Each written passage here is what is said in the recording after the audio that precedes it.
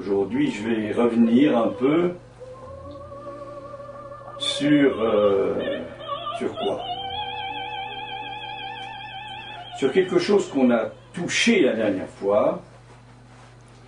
J'ai appelé ça le silence, le cri du silence.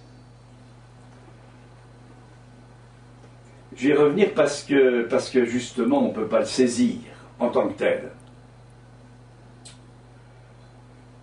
On ne peut pas le saisir parce que c'est ça. C'est ça la question de l'objet cause du désir, appelé objet petit a par Lacan. On ne peut pas le saisir, il y a donc un moment où justement, ce qu'apprend l'expérience du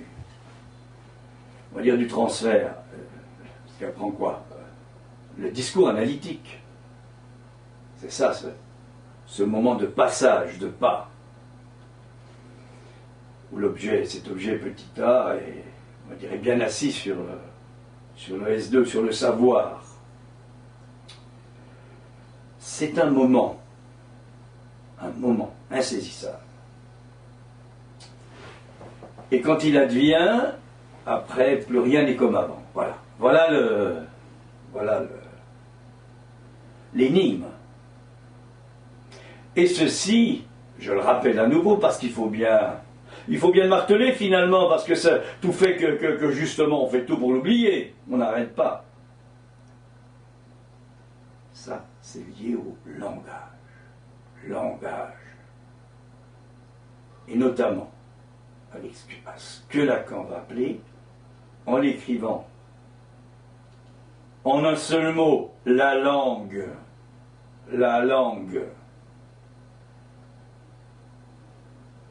Et ça démarre comme ça, l'être parlant. Ça démarre par la langue. On n'est pas dans le sens. On n'est pas dans l'évaluation de quelque chose. On est dans le fait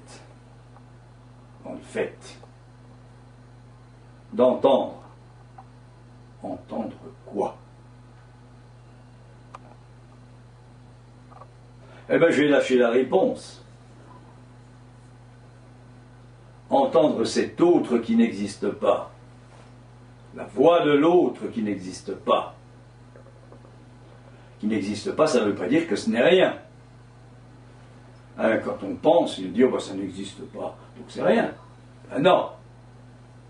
C'est même écrit avec une barre. Et d'emblée, ça pose la question du sexué, parce que s'il y a d'un côté ce qui existe, oh oui, alors ça existe, hein, le tout homme, ça existe, oui. D'un autre côté, il y a la femme qui n'existe pas, et vous voyez qu'il y a d'emblée comme ça quelque chose, ben, entre quoi et quoi?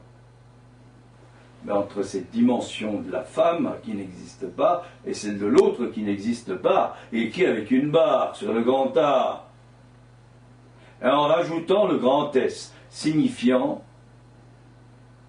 ça se lit comme ça, signifiant le grand A barré, mais dès que je le lis, eh ben, je veux comprendre. Eh ben non. Si je comprends, je suis dans le signifié. Là, on est là-dedans. Ça n'empêche pas de l'écrire. Mais l'écrit, c'est pas l'écriture, c'est pas la compréhension. C'est ce qui échappe au sens. Je reviens à partir de là, de ce prologue en quelque sorte, qui permet de planter le décor. Et bien je reviens au signifiant, à l'autre, au langage, et à ce qui est toujours présent. Parce que cette dimension du silence, c'est pas celle de se taire. Sileo atque taceo, comme le dit Plaute, mais c'est différent. C'est différent. Quand il s'agit de se taire, il y a toujours comme ça un silence bruyant d'une certaine façon. Qu'est-ce que c'est donc que ce silence? Ce silence de l'autre. Celui que, la dernière fois justement, à propos du cri de Munch, parce que là il y a bien du silence, on est dans l'après-coup du cri, en quelque sorte. Celui donc que je proposais à partir du commentaire de Lacan de 65, c'est une hypothèse, bien sûr. On va dire c'est une bévue, justement. Vous voyez la dimension de l'inconscient, mais c'est pas simple. C'est un moment dont je parlais tout à l'heure, celui de l'apparition du sujet, lui aussi barré, justement. Eh bien, c'est un moment particulier qui fait entendre le cri, qui provoque, qui creuse, en le faisant entendre, un espace clos auquel on n'a pas accès finalement. On peut s'appuyer contre, c'est tout ce qu'on peut faire. On peut même être complètement contre. Tout à fait dire qu'il n'existe pas. Mais attention là, hein, au sens de la non-reconnaissance. Parce que quand je dis qu'il n'existe pas, c'est une reconnaissance. C'est une reconnaissance qui ne peut se faire que sur le plan de quoi? De la psyché? Oui, on peut dire de la psyché, pourquoi pas, du psychique. Mais ça va pas bien loin de dire ça, parce qu'il y a l'âme qui est toujours là. Sur le plan qui ne peut être reconnu que au moment même où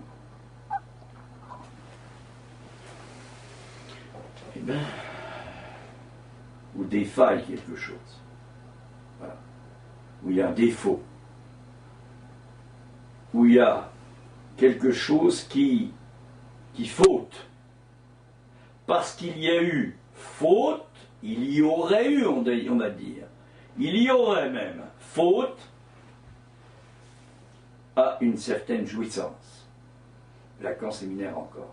Il y aurait faute à une certaine jouissance, à un certain mode du jouir, pas de jouir, du jouir. Habituellement, nous sommes justement, juste, pour que ça soit juste, pour que ça apparaisse. Et juste, c'est le just, c'est pas justement. Encore un petit peu s'en faut. C'est ça la faute. Peu s'en faut. Il aura fallu, dira-t-on après, peu s'en faut pour que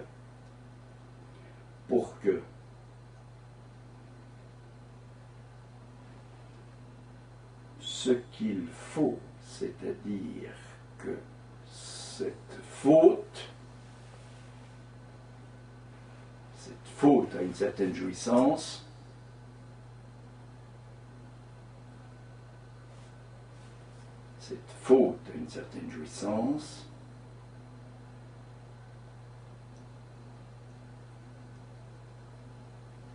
apparaisse le silence, le temps du silence de l'autre et celui de l'apparition de cette faute à l'endroit d'une certaine jouissance. Et c'est là la question du féminin. Habituellement, c'est une façon de parler de tout ce qui est dans la dimension du sonore. Il y a toujours le langage derrière tout ça. C'est le langage qui dirige. Habituellement, bien sûr, je peux évaluer, préciser. On peut même dire que depuis un certain nombre d'années, toute la dimension de l'audio et de la vidéo est basée là-dessus. C'est technique. Est-ce que c'est un progrès? Oui, sur le plan du progrès technique, c'est pas forcément du tout un progrès pour celui qui qui est intéressé par ce silence de l'autre.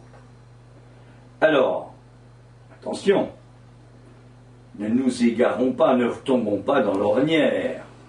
C'est pas le tacere, c'est pas le se taire. Siléo, celui du silence. Le silence.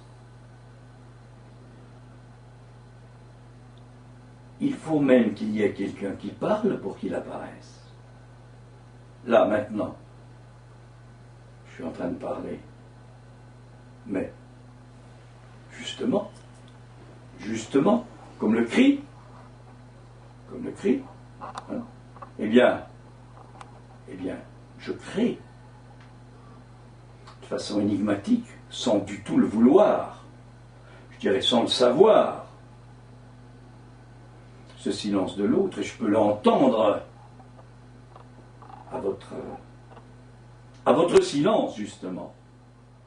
Mais ce n'est pas de la réflexion, hein. Pas du tout. L'émetteur reçoit du récepteur son propre message sous forme inverse. Le voilà,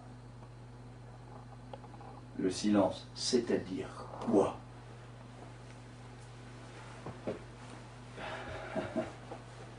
L'être de signifiance qui coule à plein boc, là. À plein boc, la signifiance qui coule. Hein, plein boc. Qui coule. Si on revient au cri de Munch, si on regarde à nouveau le tableau de Munch, là, qui est fait à peu près quand Freud commence à entendre quelque chose du sexuel chez les hystériques, 1892-93. C'est un peu fortuit, ça.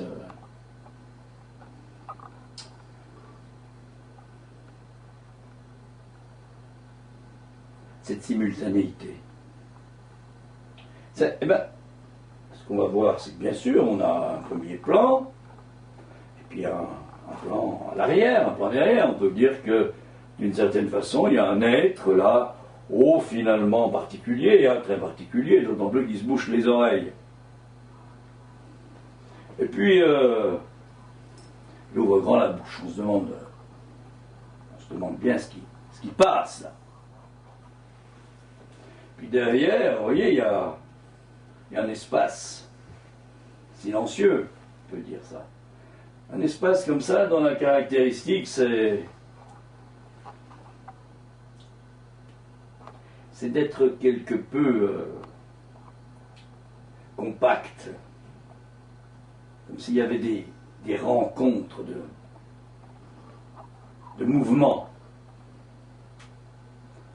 de surface, de quelque chose comme ça, comme s'il y avait là, et puis comme s'il y avait effectivement une sorte de béance aussi dans cet espace. Et puis alors à gauche, voilà, à gauche là, on voit comme ça deux passants qui s'en vont.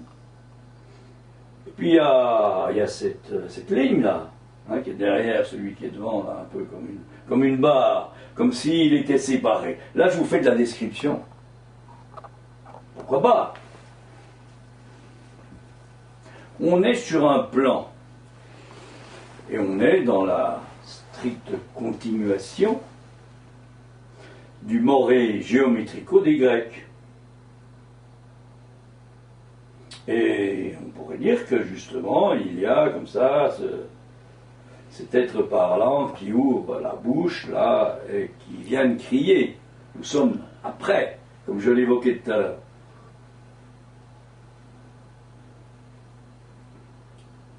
Et puis, il a tellement crié qu'on en voit la marque, c'est-à-dire que, eh ben, il se bouche encore les oreilles, encore. Mais est-ce que c'est encore? Qu'est-ce que c'est que c'est encore? Oui, c'est ça la question.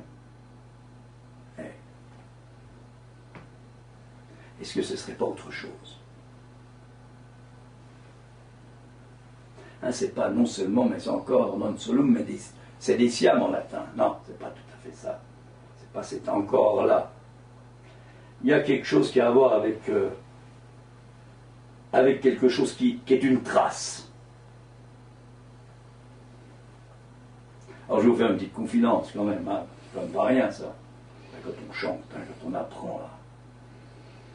On s'exerce, quand on essaie de faire marcher le violon et le piano, qui est cette partie supérieure du corps, dans le chant lyrique, ce qu'on nous dit, ce qu'on nous apprend, c'est qu'il ne faut surtout pas écouter. Il ne faut surtout pas écouter ce que l'on est en train de chanter, parce qu'on va être gêné. De même qu'il importe de ne pas écouter ce que les autres chantent. C'est-à-dire que ce qui est chanté, c'est pour le devant, aller devant, pour l'autre. Bien sûr qu'on va en entendre quelque chose, mais on ne va pas entendre, j'ai déjà dit, on ne va pas entendre ce que l'auditeur va entendre. On va entendre quoi? De soi-même ou des autres? Ce qui nous revient par réflexion, à partir des murs. C'est pour ça qu'il faut toujours qu'il y ait, justement, vous voyez comment c'est fait là, si vous allez dans un théâtre, il y a toujours un espace comme ça qui permet que ça revienne. Même dans les arènes, c'est la même chose. Alors, en décrivant, qu'est-ce que je fais? Je suis obligé de passer par là si je décris. Je décris qu'il y a un premier plan, puis un deuxième plan. Puis qu'il y a des choses qui sont découpées. C'est-à-dire que ce que je décris, c'est quoi? C'est simple. Voilà, c'est très simple. Il y a le silence qui est à l'arrière, et puis devant, il y a le cri qui va apparaître. C'est comme ça que ça s'est passé. Peut-être. Peut-être. Mais ça tourne court, ça ne conduit pas à grand-chose. Voilà, c'est ça qui est important. C'est pas ça l'important. En fait, il n'y a pas besoin que Munch nous en dise quelque chose.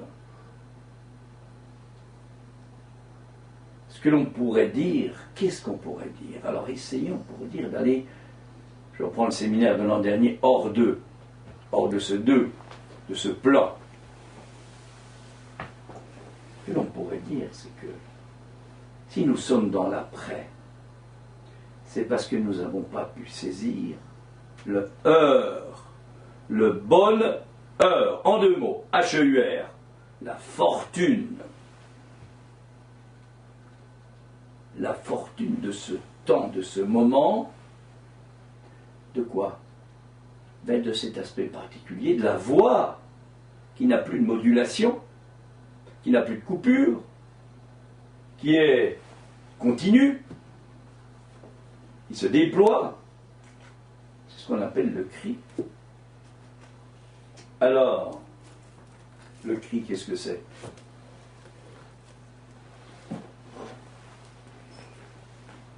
Dans cette perspective-là,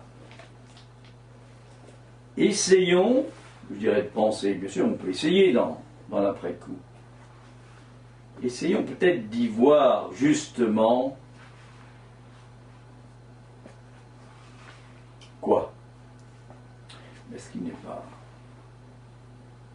n'est pas représenté. Essayons d'y voir le fait que c'est une hypothèse, je peux essayer de la montrer, je ne peux pas le démontrer. Essayons d'y voir le fait que, finalement, il se peut, peu s'en faut,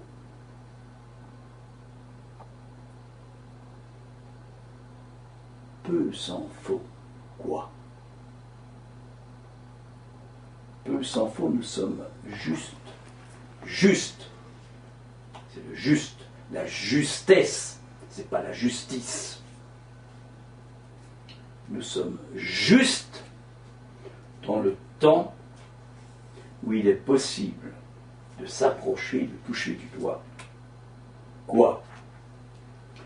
Le fait que on laisse tomber l'espace habituel. On laisse tomber l'espace habituel, c'est-à-dire l'espace cartésien. Le partès extra-partès. On laisse tomber le temps habituel. Donc on n'est plus dans l'espace-temps habituel. On est dans quoi? On est dans cet espace de la jouissance. Dans cet espace de la jouissance où la pensée s'il ne peut pas toucher du doigt ce qui est en jeu. Et si nous nous approchons du cri, là, du cri de Munch, là, qui est toujours présent, voilà, on l'entend. On l'entend. Mais qu'est-ce qu'on entend? On pourrait dire que si nous prenons vraiment en compte cette dimension du langage, ah oui, ça ne va pas de soi. On peut dire que on pourrait, on va prendre le conditionnel, on pourrait dire qu'à ce moment-là, à ce moment précis, ce qui est en jeu, c'est quoi? C'est le fait que il y a juste un temps où, hors de la représentation, quelque chose s'entend. Mais aussi bien se voit, mais ce n'est pas avec les yeux, ce n'est pas avec la physiologie, ce n'est pas avec la pensée, ce n'est pas avec la représentation. On est dans un moment où, c'est ça l'objet, cause du désir, le regard et la voix, c'est presque du même tabac. Je dis presque, parce que quand même ça peut se différencier, mais on n'est plus dans la différenciation habituelle. Alors, quel est l'enjeu de tout ça? L'enjeu de tout ça, c'est le fait que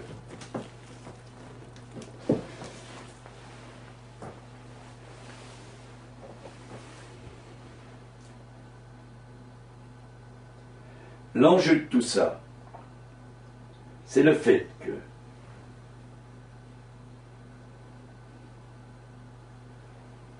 si nous nous approchons de ce temps-là, de ce temps particulier, de ce moment où quelque chose se jouit, non pas je jouis, se jouit, quelque chose de l'autre se jouit, nous pouvons dire que c'est ça le cri, c'est le moment où le silence de l'autre, en quelque sorte, s'engouffrant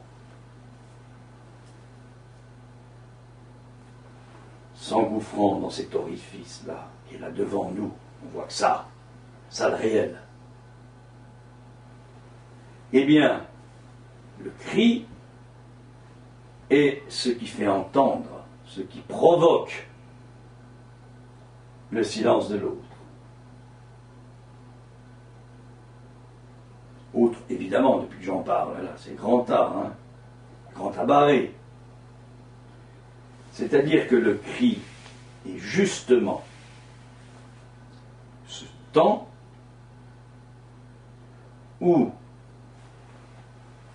quelque chose, voilà, quelque chose se donne, pour autant que le cri vient creuser, comme le potier, la main du potier qui creuse le manque, le trou, où le cri trouve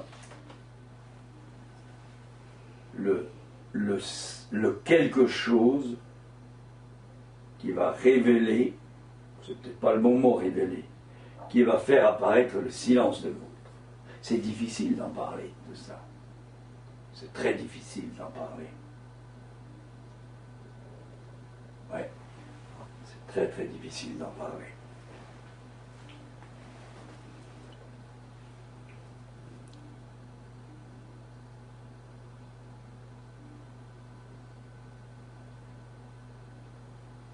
Oui, le silence de l'autre.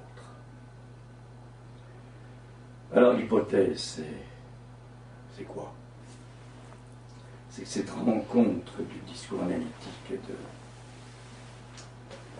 de l'expérience du chant lyrique, hein, puisque c'est au cœur du discours analytique, c'est la voix comme objet cause du désir, hein, c'est pas la voix qui chante ou qui hypnotise, etc. Hein, ça ne veut pas dire qu'il n'y a pas à passer par la voix comme sonore. Hein. Attends, pour le moment je parle, c'est bien la voix sonore qui passe. Hein. Néanmoins, vous entendez autre chose. Il me semble bien, vous entendez autre chose. C'est ça le champ de la signifiance. L'autre chose. Alors vous voyez que, à partir de là,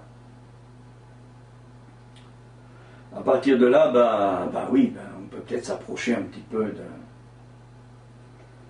de quelque chose, bien sûr, dont on parle depuis la découverte de Freud, que du côté de la psychanalyse, à savoir l'inconscient.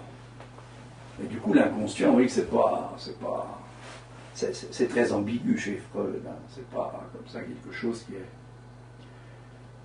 une pensée inconsciente, là, comme ça, du sens qui serait révélé, là, c'est le cas de le dire, là, c'est la révélation. Hein.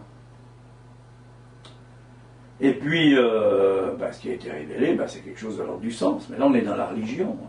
C'est la révélation, par exemple, celle qui est solide, là, c'est la religion chrétienne.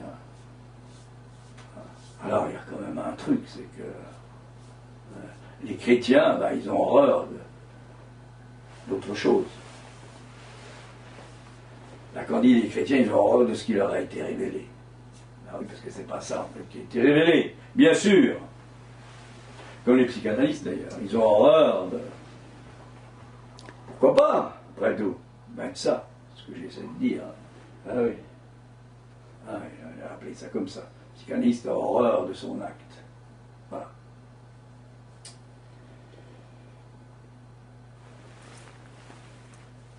Vous voyez la grande proximité entre l'artiste et le psychanalyste. Alors, qu'est-ce que je fais, moi, quand je vais essayer là, de passer par le sonore, qu'est-ce que je fais pour faire entendre quelque chose avec les voyelles, en sachant que ça c'est au moins un fait d'expérience, mais c'est quelque chose qui a été transmis comme ça de génération en génération depuis plusieurs siècles, que la voyelle qui ouvre à ce qui réveille, c'est ça. Ce qui réveille, c'est le I. Tout vient du I. Le I, c'est le passeur qui va conduire à faire apparaître et à faire entendre la richesse, le nouage des harmoniques. En quelque sorte, dans le chant lyrique comme à l'opéra, ce qui est attendu, ce qui est entendu, si c'est possible, c'est le fait qu'il y a quelque chose. On appelle ça le timbre, mais ça dépasse le timbre.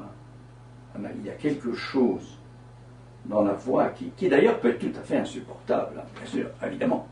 Ah oui, insupportable. On préfère se laisser endormir, hein. Alors une voix qui serait comme ça en arrière, beaucoup en arrière, dans la gorge, hein. Mais dès que je parle autrement, c'est-à-dire, justement, dès que je fais entendre là, vous entendez l'aspect comme ça du cuivre là qui sort là. Ça réveille, ça peut être insupportable. C'est exactement pareil. Ce qui se passe dans le discours analytique. Quand ce discours analytique apparaît, c'est-à-dire que j'ai insisté, le discours analytique, c'est pas quelque chose qui est présent comme ça, alors, hein? Non. C'est un moment. Mais ce qui apparaît, c'est quoi? Parce que c'est ce qu'il ne faut pas. Unbewusst, dit Freud. Une bévue. La bévue, traduit Lacan, directement à partir de Freud. Comment parler de l'inconscient? Unbewusst, une bévue. Et alors dans les bévues, il y a le lapsus, il y a le mot d'esprit, il y a tout ce qui est raconté dans la psychopathologie de la vie quotidienne, les textes importants de Freud, de 1900 à peu près, le mot d'esprit, hein, psychopathologie de la vie quotidienne, la science des rêves, là il y en a 3, là c'est pas rien ça. Donc le lapsus, l'acte manqué, les oublis, le rêve, évidemment le rêve. Mais le rêve, encore convient-il de ne pas le prendre? dans sa signification, telle qu'elle apparaît, c'est en parlant comme ça que tout à coup, une bévue va apparaître. Eh oui, un rêve dont on ne parle pas, dont il n'est pas parlé dans la séance, parce que c'est là la séance, c'est ce que j'essaie de dire. C'est une scène, c'est la scène de l'autre. Et quand l'autre se donne, il y a ce moment particulier dont je parle. Ce moment particulier, on est traversé, là, comme pour le cri. Quelque chose qui vient s'engouffrer. Hein, le cri fait le gouffre où le silence se rue. Autre citation de Lacan. Fait le Munch. Fait le gouffre où le silence se rue. C'est pas du tout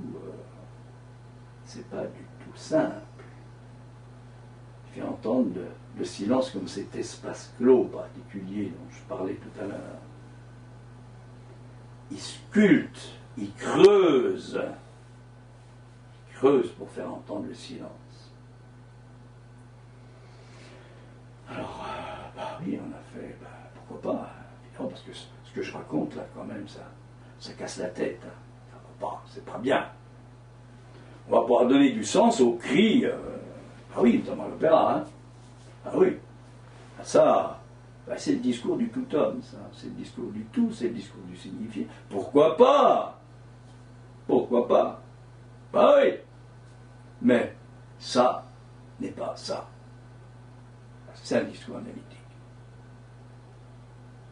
C'est vrai qu'on peut constater que à l'opéra, le cri, là, il est apparu, porté par des voix aiguës, des voix, on va appeler ça des voix de femmes au sens habituel du terme, c'est vrai. Puis il y a le cri de Don Juan quand même, hein, celui qui m'a réveillé. Ça, il m'a réveillé. Hein. C'est à peu près 100 ans avant celui-là. Là. Ma sensibilité. Hein.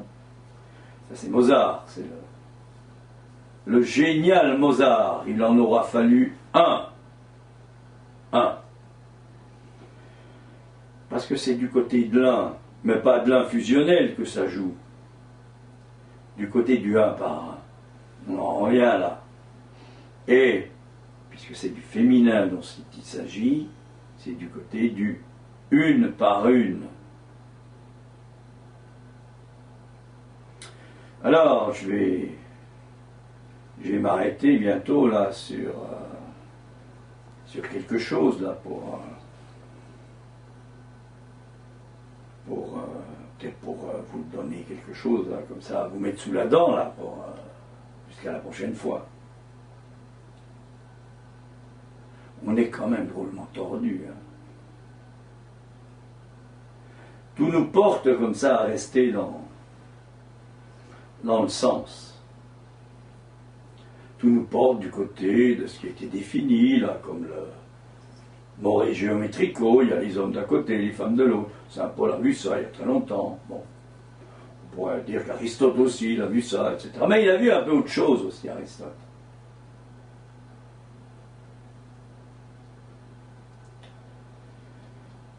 Il a vu un peu autre chose, Aristote. Il a fallu un bonhomme comme Lacan pour en dire un peu quelque chose.